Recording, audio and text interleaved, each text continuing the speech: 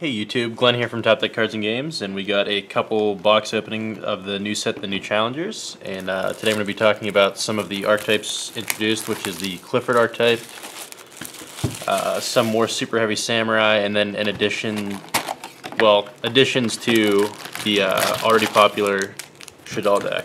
So let's get started with the openings.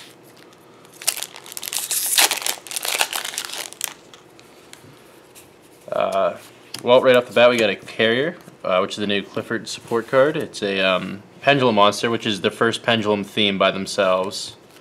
Carrier is a scale of 1, and his Pendulum effect is he's going to boost all your Clifford or Climb monsters you control by 300 attack, and you cannot special summon monsters except for Climb monsters, which is a stipulation on almost all of them. His effect is whenever he's tributed, you get to bounce a monster, which is really strong. Rare, we get a Shell, which is another one of the Clifford monsters. This guy's level 8, skill 9. He actually reduces the attack of your opponent's monsters by 300 attack. And whenever you tribute for him, you can attack twice, and he has a 2800 attack. So he lets you do crazy OTK potential. We get a GL2. He's the Darkness of the Yang Zing. It's the new added support for the Yang Zing monsters. It's actually not too bad for a fun deck. I don't think Yang Zings are very competitive overall, though. Sirius. Sirius is the new Pot of Avarice-esque monster for the Satellar Knight archetype. So he's not too bad. He has 1600 attack, which is solid. Level 4 like all the other ones. Gets his effect whenever he's summoned, so he's solid. Fluffle. He himself is basically a polymerization for the Fluffle archetype. That archetype's more of just a fun archetype than anything. I don't think it's very competitive. Melodious. I actually kind of like this card. I'm not sure how competitive it actually is, but it's a really fun card that lets you do cool lockdowns on your opponent. We get the Towers and a Yazi, which is the new sinker for the Yang Zing archetype. He's kind of like a Scrap Dragon, except a little bit better for his archetype. He's really strong. 2600 attack. You can target one Yang Zing monster you control and one card your opponent controls. Destroy them. When this card you control is destroyed by battle or card effect and sent to the graveyard, you can special summon one Worm-type monster from your deck in defense position. So he's really strong. And then, of course, he cannot be targeted by an opponent's card effects, which is pretty neat. Midfielder. First movement solo, which is for the Melodious guys. A lot of foils fast. The Frightful Bear, which goes for the Fluffles. You use an Edge Imp Saber and the Fluffle Bear. Make him another Melodious.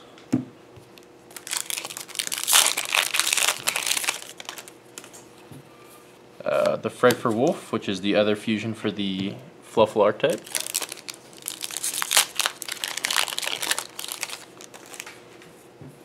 Which actually the Fluffle archetype lets you OTK really hard, assuming you open well enough to do it.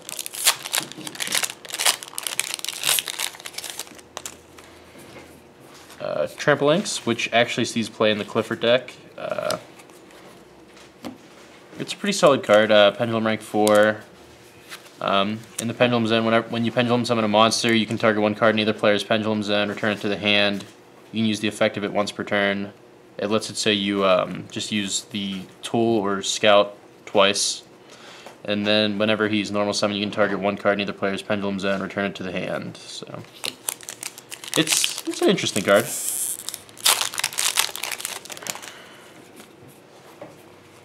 The Cheermole, I don't personally like it very much. All Pendulum monsters you control gain 300 attack. Scale of 5.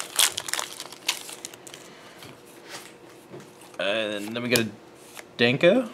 He's cannot be special summoned while you control no set spell or traps. Neither player can set spell or trap cards, nor activate spell or trap cards that are set on the field. He's a 1700 light Thunder. He's actually not too bad. He's like a Dark Samorg-esque effect. It's relatively playable. Another Towers, and the Herald of the Arclight, which is really cool for that Saphir deck with the Gale Dagger.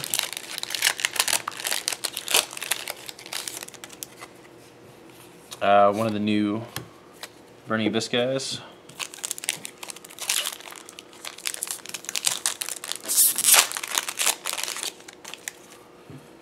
And we got a Shekinaga, which is the it's one of the new Shadal cards. This guy actually adds a lot to the Shadal deck.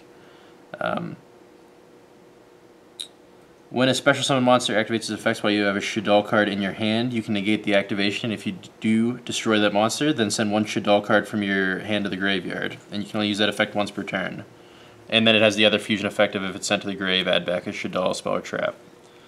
This guy adds a lot of potential, being pretty much a Trap Trick Trap Hole Nightmare to your Shadal deck already. You can make him easily with Mathematician if you play Max C, Glow Bulb.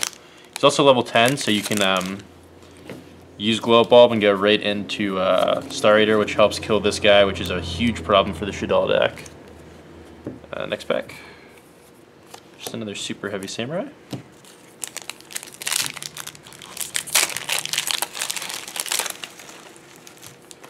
Another Fright for Wolf.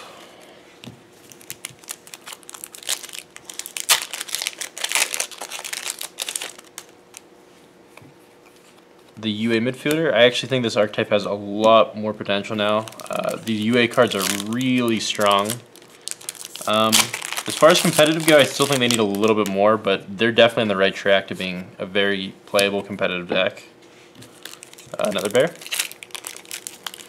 We actually got 2 secrets in this box too. That's really good. And a number 39 Utopia Beyond. I believe that's our last foil, but maybe we'll get lucky.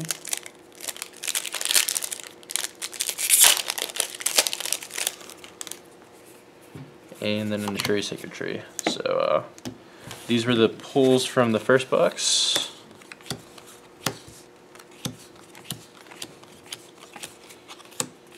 So that's actually a really solid box. We got 2 secret rares, the El Shadal Shekinaga, Yazi, which, I mean, he's not too bad. He's really good for the Yang Zing deck. It's just that deck's not super competitive.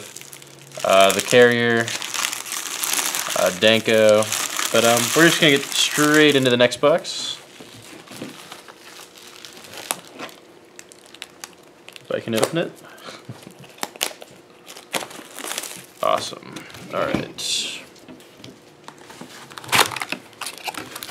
Well, let's get right into it. First pack. Chimmel. Excuse me if I'm going a little too fast now. I'm just trying to speed it up. Don't want the video to go on forever. Another Yazi secret. Not the preferred secret, but it's not too bad. It's a fine card. Trampolinks. Maybe we'll get lucky and get 2 secrets in this box as well. CXYZ Burying Hope. I think this card's absolutely terrible, to be honest with you. Oasis of Dragon Souls. This is basically a Call to Haunted that changes them into worm-type monsters, and that you can special them in defense, which is neat. Super Heavy Samurai.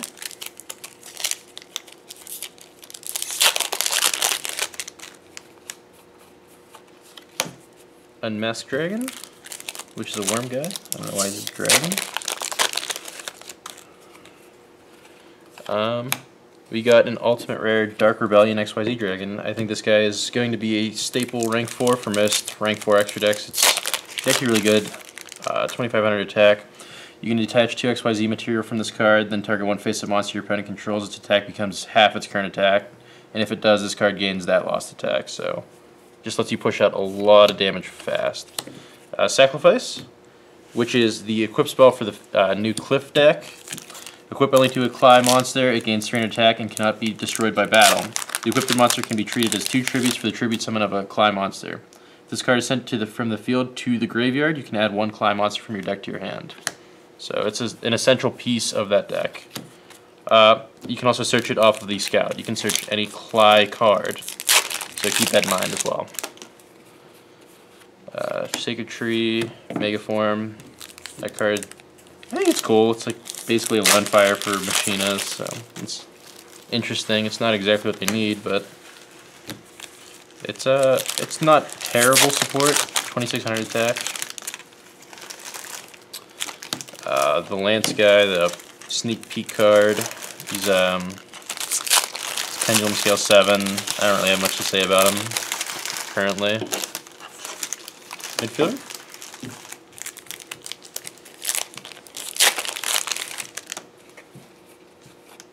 Oasis of Dragon Souls, which they call the Haunted.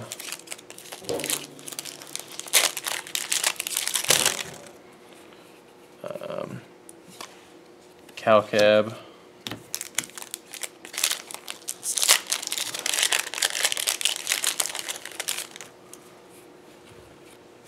The other one, I actually really like that they made the whole Dante Inferno type archetype. It's really cool. Trampolinks and another First of the Dragons. I actually haven't seen too many of these. I've heard that they're pretty hard to pull. We ended up getting 2 so far. Another Melodious.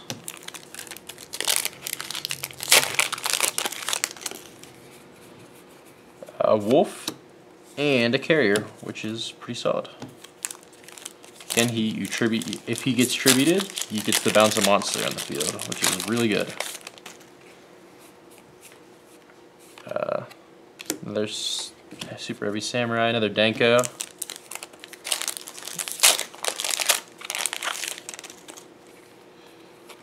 The dog. 2 packs left. Let's hope for something good.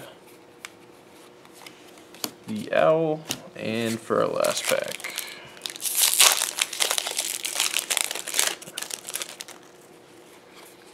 And it's the draw muscle. Okay. That's it for our 2 boxes. Overall, we had some pretty awesome pulls. We ended up getting 3 secret rares in total. 2 Yazis, which is kind of unfortunate, but it is what it is. Our ultra rares. Got 2 Dankos. Sacrifice. We got 1 ulti, which was the Dark Rebellion Dragon. Unfortunately, we didn't get any El Shaddoll fusions, which is a quick play Shaddoll fusion that doesn't send from deck at any point, which is really pivotal for the new deck to stay competitive. And then a lot of the filler supers. That's it for the box openings, YouTube. Thanks for checking it out. Subscribe, and see you next time.